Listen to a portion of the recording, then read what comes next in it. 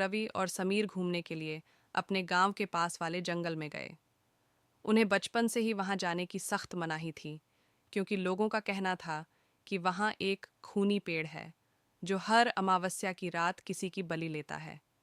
लेकिन दोनों ने इन बातों को अफवाह मानकर जंगल में जाने की ठानी। जंगल में घुसते ही उन्हें अजीब सी ठंडक महसूस हुई, जबकि मौसम गर्मी का था। पेड़ की टहनियाँ अजीब तरह से हिल रही थीं, जैसे कोई उन पर नजर रख रहा हो। थोड़ी देर चलते चलते वे उस पुराने, विशाल और सूखे पेड़ के पास पहुंच गए, जिसके बारे में कहानियां प्रचलित थीं।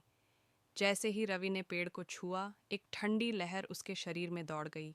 अचानक हवा तेज हो गई और पेड़ की शाखाएं तेजी से लहराने लगीं।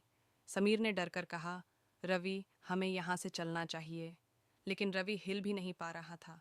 अचानक पेड़ की एक टहनी नागिन की तरह लहराई और रवि के गले के चारों ओर लिपट गई।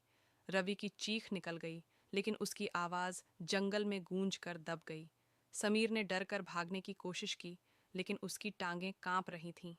तभी पेड़ के तने पर एक चेहरा उभर आया, गहरी लाल आंखें और एक दानवी मुस्कान। पेड़ की शाखाएं और जड़ें जमीन से बाहर निकलकर रवि को अपने अंदर खींचने लगीं। समीर ने हिम्मत जुटाकर रवि का हाथ पकड़ने की कोशिश की, लेकिन देखते ही देखते रवि का शरीर पेड़ के तने में समा गया।